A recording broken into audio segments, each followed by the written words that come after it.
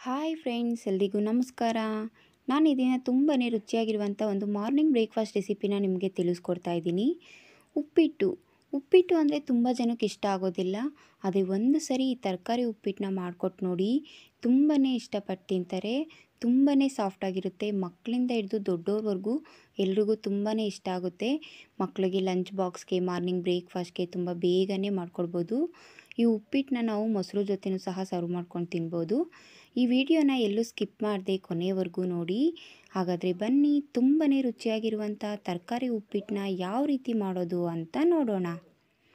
Stove ಮೇಲೆ ಒಂದು PAN ಇಟ್ಕೊಂಡಿದ್ದೀನಿ. ಪ್ಯಾನ್ಗೆ ನಾನು ಮೆಜರ್ಮೆಂಟ್ ಕಪ್ಪಲ್ಲಿ 1 ಕಪ್ ಆಗೋಷ್ಟು ಸಣ್ಣ ರವೆನ ಸೇರಿಸ್ಕೊಂಡಿದ್ದೀನಿ. ಈ ರವೆನ ಮೀಡಿಯಮ್ ಫ್ಲೇಮಲ್ಲಿ ಇಟ್ಬಿಟ್ಟು ಒಂದು 2 ನಿಮಿಷ ಹುರ್ಕೋತಾ ಇದ್ದೀನಿ. ರವೆ ಸ್ವಲ್ಪ ಕಲರ್ ಚೇಂಜ್ ಆಗಬೇಕು ಮತ್ತು ಹುರಿಬೇಕಾದ್ರೆ ಸ್ವಲ್ಪ ಘಮ ಬರಬೇಕು, ಆ ರೀತಿ ಹುರ್ಕೋಬೇಕು. ಹೈ ಫ್ಲೇಮಲ್ಲೆಲ್ಲ ಇಟ್ಟು ಹುರ್ಕೊಳ್ಳೋದಕ್ಕೆ ಹೋಗಬೇಡಿ. ಆದಷ್ಟು ಮೀಡಿಯಮ್ ಫ್ಲೇಮು ಅಥವಾ ಲೋ ಫ್ಲೇಮಲ್ಲೇ ಇಟ್ಬಿಟ್ಟು ಹುರ್ಕೊಳ್ಳಿ. ನೋಡಿ, ಈಗ ರವೆ ಹುರಿದಿದ್ದಾಗಿದೆ. ಸ್ಟವ್ ಮೇಲೆ ಒಂದು ಕಡಾಯಿ ಇಟ್ಕೊಂಡಿದ್ದೀನಿ. ಕಡಾಯಿಗೆ ಒಂದು 4 ಟೇಬಲ್ ಸ್ಪೂನ್ ಆಗೋಷ್ಟು ಎಣ್ಣೆನ ಸೇರಿಸ್ಕೊತಾ ಇದ್ದೀನಿ. ಎಣ್ಣೆ ಬಿಸಿ ಆದಮೇಲೆ ಸ್ವಲ್ಪ ಸಾಸಿವೆ, ಒಂದು 8-10 ಎಸಳು ಕರಿಬೇವನ್ನು ಸೇರಿಸ್ಕೊತಾ ಇದ್ದೀನಿ. ಒಂದು 1/2 ಟೇಬಲ್ ಸ್ಪೂನ್ ಆಗೋಷ್ಟು ಕಡಲೆಬೇಳೆ, ಹಾಗೆ ಒಂದು 1/2 ಟೇಬಲ್ ಸ್ಪೂನ್ ಆಗೋಷ್ಟು ಉದ್ದಿನಬೇಳೆನ ಸೇರಿಸ್ಕೊತಾ ಇದ್ದೀನಿ. ಲೋ ಫ್ಲೇಮಲ್ಲಿ ಇಟ್ಬಿಟ್ಟು 1 ನಿಮಿಷ ಫ್ರೈ ಮಾಡ್ಕೊತೀನಿ. ಕಡಲೆಬೇಳೆ, ಉದ್ದಿನಬೇಳೆ ಸ್ವಲ್ಪ ಕಲರ್ ಚೇಂಜ್ ಆಗಬೇಕು, ಅಲ್ಲಿವರೆಗೂ ಫ್ರೈ ಮಾಡ್ಕೋಬೇಕು. ಹೈ ಫ್ಲೇಮಲ್ಲೆಲ್ಲ ಇಟ್ಟು ಮಾಡ್ಕೊಳ್ಳೋದಕ್ಕೆ ಹೋಗಬೇಡಿ. ಆದಷ್ಟು ಲೋ ಫ್ಲೇಮಲ್ಲೇ ಮಾಡ್ಕೊಳ್ಳಿ. ಎಣ್ಣೆ ಎಲ್ಲ ತುಂಬ ಚೆನ್ನಾಗಿ ಬಿಸಿಯಾಗಿರುತ್ತೆ. ಈಗ ಕಡಲೆಬೇಳೆ, ಉದ್ದಿನಬೇಳೆ ಕಲರ್ ಚೇಂಜ್ ಆಗಿದೆ. ಮೀಡಿಯಮ್ ಸೈಜ್ 2 ಈರುಳ್ಳಿನ ಉದ್ದುದ್ದಕ್ಕೆ ಸಣ್ಣದಾಗಿ ಕಟ್ ಮಾಡಿ ಸೇರಿಸ್ಕೊಂಡಿದ್ದೀನಿ. ಹಾಗೆ 6 ಹಸಿಮೆಣಸಿನ್ಕಾಯಿನ 1 ಮೆಣಸಿನ್ಕಾಯಿ 2 ಭಾಗ ಆಗೋ ರೀತಿ ಕಟ್ ಮಾಡಿ ಸೇರಿಸ್ಕೊಂಡು ಚೆನ್ನಾಗಿ ಫ್ರೈ ಮಾಡ್ಕೊತಾ ಇದ್ದೀನಿ. ಈರುಳ್ಳಿ ಮತ್ತು ಹಸಿಮೆಣಸಿನ್ಕಾಯಿ 2 ಸ್ವಲ್ಪ ಸಾಫ್ಟ್ ಆಗಬೇಕು, ಅಲ್ಲಿವರೆಗೂ ಫ್ರೈ ಮಾಡ್ಕೋಬೇಕು. ಮೀಡಿಯಮ್ ಫ್ಲೇಮಲ್ಲಿ ಇಟ್ಬಿಟ್ಟು 1 ನಿಮಿಷ ಫ್ರೈ ಮಾಡ್ಕೊಂಡಿದ್ದೀನಿ. ನೋಡಿ, ಈಗ ಈರುಳ್ಳಿ, ಹಸಿಮೆಣಸಿನ್ಕಾಯಿ ಎಲ್ಲ ಸ್ವಲ್ಪ ಸಾಫ್ಟ್ ಆಗಿದೆ. ಈಗ ಮೀಡಿಯಮ್ ಸೈಜ್ ಒಂದು ಟೊಮೊಟೊ ಹಣ್ಣನ್ನು ಉದ್ದುದ್ದಕ್ಕೆ ಸಣ್ಣದಾಗಿ ಕಟ್ ಮಾಡಿ ಸೇರಿಸ್ಕೊಂಡಿದ್ದೀನಿ. ಟೊಮೊಟೊನೂ ಅಷ್ಟೇ ಸ್ವಲ್ಪ ಸಾಫ್ಟ್ ಆಗಬೇಕು, ಅಲ್ಲಿವರೆಗೂ ಫ್ರೈ ಮಾಡ್ಕೋಬೇಕು. ಮೀಡಿಯಮ್ ಫ್ಲೇಮಲ್ಲೇ 1 ನಿಮಿಷ ಫ್ರೈ ಮಾಡ್ಕೊಂಡಿದ್ದೀನಿ. ನೋಡಿ, ಈಗ ಟೊಮೊಟೊ, ಈರುಳ್ಳಿ, ಹಸಿಮೆಣಸಿನ್ಕಾಯಿ ಎಲ್ಲನೂ ಸಹ ತುಂಬ ಚೆನ್ನಾಗಿ ಸಾಫ್ಟ್ ಆಗಿದೆ. ಹೈ ಫ್ಲೇಮಲ್ಲೆಲ್ಲ ಇಟ್ಟು ಮಾಡ್ಕೊಳ್ಳೋದಕ್ಕೆ ಹೋಗಬೇಡಿ. ಆದಷ್ಟು ಮೀಡಿಯಮ್ ಫ್ಲೇಮು ಅಥವಾ ಲೋ ಫ್ಲೇಮಲ್ಲಿ ಇಟ್ಬಿಟ್ಟು ಮಾಡ್ಕೊಳ್ಳಿ. ಈಗ ನಾನು ಸಣ್ಣದಾಗಿ ಕಟ್ ಮಾಡಿರುವಂಥ ತರಕಾರಿಗಳನ್ನ ಸೇರಿಸ್ಕೊತಾ ಇದ್ದೀನಿ. ಒಂದು 4-5 ಬೀನ್ಸು ಸಣ್ಣದಾಗಿ ಕಟ್ ಮಾಡಿದ್ದೆ. ಹಾಗೆ ಒಂದು ಮೀಡಿಯಮ್ ಸೈಜು ನವಿಲುಕೋಸು, ಒಂದು ಮೀಡಿಯಮ್ ಸೈಜ್ ಒಂದು ಕ್ಯಾರೆಟು, ಹಾಗೆ ಮೀಡಿಯಮ್ ಸೈಜ್ ಒಂದು ಆಲೂಗೆಡ್ಡೆ, ಒಂದು 8 ಗಂಟೆಗಳ ಕಾಲ ನೆನೆಸಿರೋ ಅಂಥ ಒಂದು 1/4 ಕಪ್ ಬಟಾಣಿನ ಸೇರಿಸ್ಕೊಂಡಿದ್ದೀನಿ. ತರಕಾರಿನೆಲ್ಲ ತುಂಬ ಚಿಕ್ಕದಾಗಿ ಕಟ್ ಮಾಡ್ಕೊಂಡಿದ್ದೀನಿ. ಉಪ್ಪಿಟ್ಟಿಗೆ ಈ ರೀತಿ ಚಿಕ್ಕದಾಗಿ ಕಟ್ ಮಾಡಿಕೊಂಡ್ರೆ ತುಂಬಾ ಚೆನ್ನಾಗಿರುತ್ತೆ. ಮತ್ತು ಈ ರೀತಿ ತರಕಾರಿ ಎಲ್ಲ ಸೇರಿಸ್ಕೊಂಡು ಮಾಡೋದ್ರಿಂದ ಉಪ್ಪಿಟ್ಟು ಜೊತೆ ತಿನ್ನಬೇಕಾದ್ರೆ ತರಕಾರಿ ಎಲ್ಲ ಬಾಯಿಗೆ ಸಿಗುತ್ತೆ, ತುಂಬಾ ರುಚಿಯಾಗಿರುತ್ತೆ.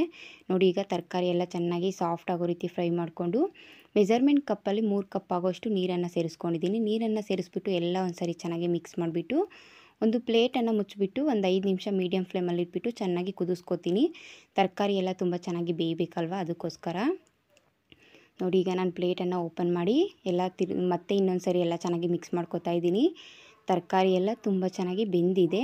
ಈ ಟೈಮಲ್ಲಿ ನಾನು ರುಚಿಗೆ ತಕ್ಕಷ್ಟು ಉಪ್ಪನ್ನು ಸೇರಿಸ್ಕೊತಾ ಇದ್ದೀನಿ. ಹಾಗೆ ಸ್ವಲ್ಪ ಸಣ್ಣದಾಗಿ ಕಟ್ ಮಾಡಿರುವಂಥ ಕೊತ್ತಂಬರಿ ಸೊಪ್ಪನ್ನು ಸೇರಿಸ್ಕೊಂಡಿದ್ದೀನಿ.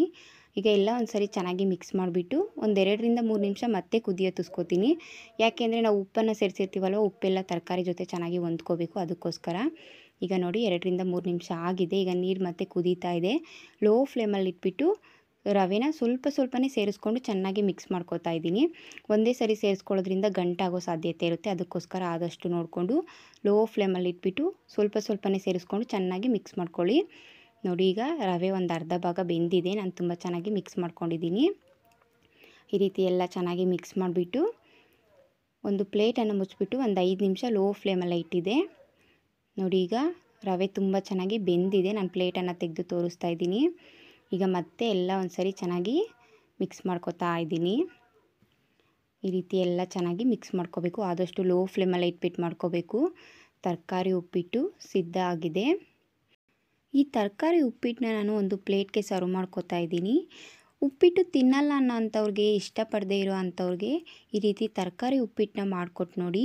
ನೀವು ಒಂದು ಸರಿ ಮಾಡಿಕೊಟ್ರೆ ಪದೇ ಕೇಳಿ ಮಾಡಿಸ್ಕೊಂಡು ತಿಂತಾರೆ. ಅಷ್ಟು ರುಚಿಯಾಗಿರುತ್ತೆ, ಅಷ್ಟೇ ಸಾಫ್ಟಾಗಿರುತ್ತೆ. ನೋಡಿದ್ರಲ್ವ ಫ್ರೆಂಡ್ಸ್, ತರಕಾರಿ ಉಪ್ಪಿಟ್ಟನ್ನ ಯಾವ ರೀತಿ ಮಾಡೋದು ಅಂತ ಹೇಳ್ಬಿಟ್ಟು. ನೀವು ನಿಮ್ಮ ಮನೇಲಿ ಒಂದು ಸಾರಿ ಟ್ರೈ ಮಾಡಿ ನೋಡಿ, ಹೇಗಿತ್ತು ಅಂತ ನನಗೆ ಕಾಮೆಂಟ್ ಮೂಲಕ ತಿಳಿಸಿ. ಈ ವಿಡಿಯೋ ಇಷ್ಟ ಆದರೆ ನಿಮ್ಮ ಫ್ರೆಂಡ್ಸು, ನಿಮ್ಮ ಫ್ಯಾಮಿಲಿಗೆ ಶೇರ್ ಮಾಡೋದ್ರ ಮೂಲಕ ನನಗೆ ಸಪೋರ್ಟ್ ಮಾಡಿ. ಇನ್ನಷ್ಟು ಈಸಿ ಆ್ಯಂಡ್ ಟೇಸ್ಟಿ ರೆಸಿಪೀಸ್ಗಾಗಿ ನನ್ನ ಚಾನಲ್ನ ಸಬ್ಸ್ಕ್ರೈಬ್ ಮಾಡ್ಕೊಳ್ಳಿ. Thank you.